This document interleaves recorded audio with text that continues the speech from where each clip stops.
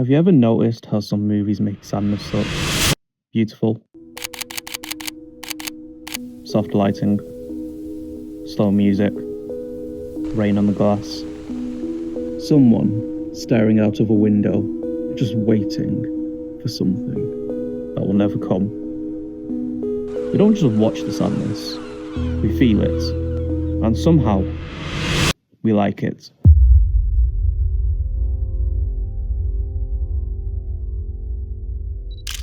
These films aren't just stories, they're moods, spaces. They're feelings you can sit inside. They focus less on what happens and more on how it feels while it's happening. They're slow, quiet, intentional. Which means you're not watching the character's emotions, you're watching your own.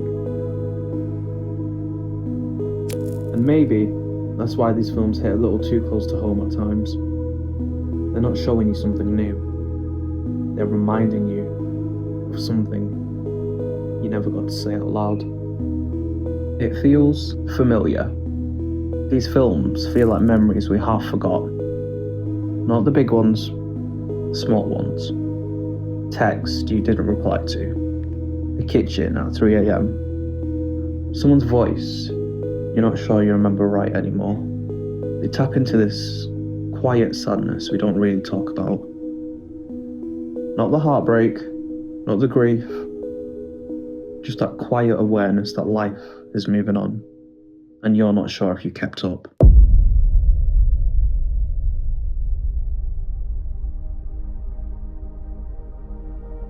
Nostalgia literally means the pain from an old wound.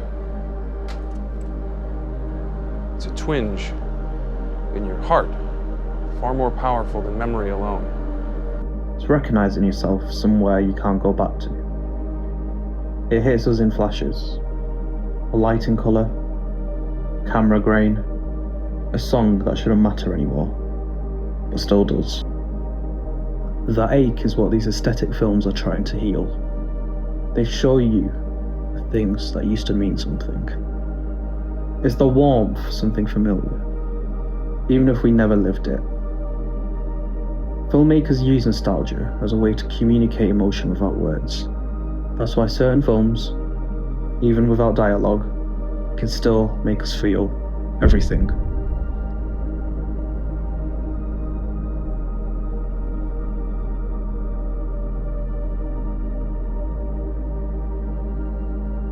There's this moment in Drive. No explosions, no chase. Just Driver and Irene in the hallway.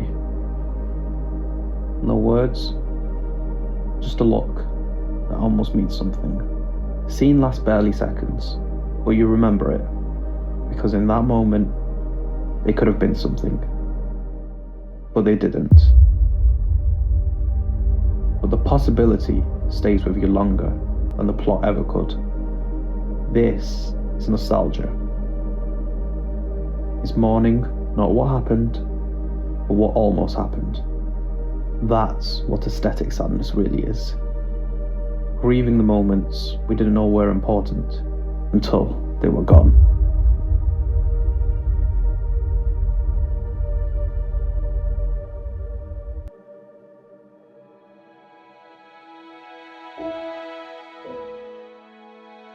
There's this quote from Celine Sciamma. Cinema is the only art ever where we share somebody's loneliness and others' insights. That's where these films live. Inside that shared loneliness. Not the big heartbreak, not the dramatic goodbye, but the moments around it. The seconds where you felt something that you couldn't explain yet. The look you held for a little too long. The thing you should have said but didn't. The innocence of a summer before you realised it mattered. These movies capture the in-between.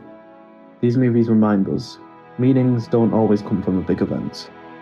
Sometimes they come from the beach you sat at once, a song you heard in the car, a version of yourself that existed for a moment and never came back in the same way. Because real life rarely gives us closure. We just learn to carry it. And there's something quite beautiful about that. In a world that's loud, fast, and constantly asking us to move on, there's something powerful about just sitting with a memory and letting it be what it is. No resolution, no lesson, just being human. Sometimes the reason these films stay with us isn't because they're sad, but because they show us the parts of ourselves we didn't know how to talk about. The small moments, the quiet pauses, the in-between feelings we don't have names for, but still changed us. If you felt that way too, then stay. There's more here to see, more to understand, more to feel. Let's look closer together.